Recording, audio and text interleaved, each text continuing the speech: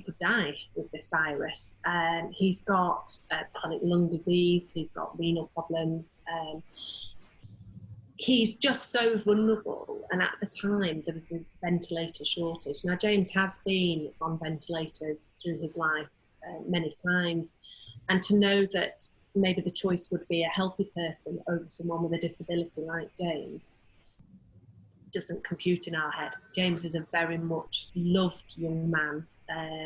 We would fight every war for him. When we first left, I wasn't very happy about it because I'm in my final GCSE year and I was going to be away from my mum and my support network was separated.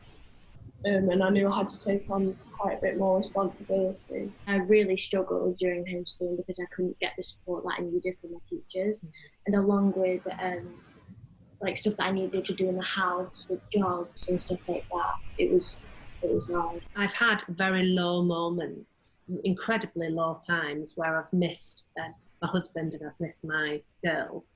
But I've had a care team around me and I have had to stay incredibly strong for them and they have for me. And we know that James's mental health at times has deteriorated because he's missing his family. You know, he will speak to his sisters and his dad on FaceTime. Then I close the computer and he's like, where have they gone?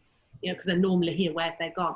So I would say that the struggle of being isolated has been really difficult. I think the hardest thing for me was actually leaving home again after summer, because when we came home for summer, I thought, yeah, we were at home, but then when we had to leave again, I didn't want to.